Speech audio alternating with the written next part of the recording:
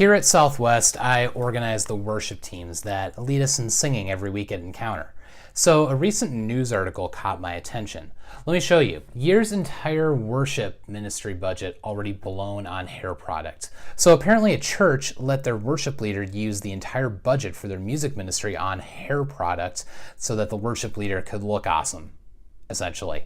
Santa Monica, California, according to sources, the $75,000 annual worship ministry budget at Grace Point Community Church has been totally depleted just over 6 months into the year, with worship leader Matthew Aces High Bogdan having spent almost the entire sum on various designer hair products. Hey, leading God's people in worship while making sure your hair is on point ain't cheap. Bogdan told reporters as he motioned for a forklift to offload a pallet of custom-made Shu Umura sculpting pomade. A lot of people think leading worship is just playing a few chords and closing your eyes and feigned sincerity, but that's just part of it.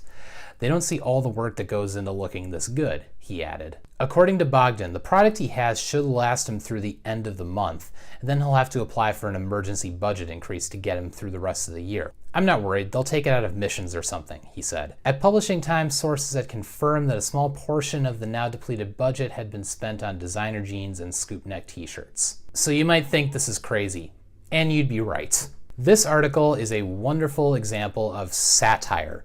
Satire is the use of humor, irony, or in this case, exaggeration, to expose and criticize people's stupidity or vices. And it's usually done about current or topical issues. In this case, I took this article from a site called the Babylon Bee, which is a hilarious site that looks like a legitimate Christian news source, but puts out good humored articles like this one that poke fun at Christian culture. And satire in general is a literary device that is a huge part of our culture. A lot of people get their news nowadays from shows that are admitted satire. And it sometimes seems like our ability to distinguish between satire and real news is becoming more and more of a problem.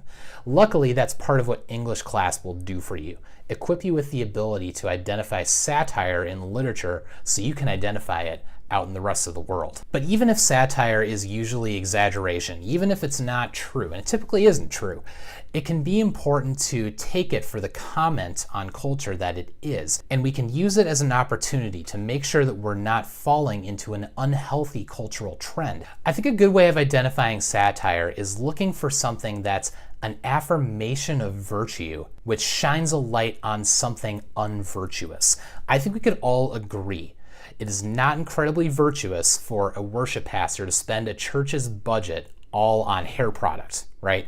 And by seeing the humor in this far-fetched example of selfishness, we inevitably begin thinking about the virtue itself. In the Welt, we have an example of children obsessed with technology, parents who are unable to communicate with their kids, and a, shall we say, unconventional way of dealing with the central conflict.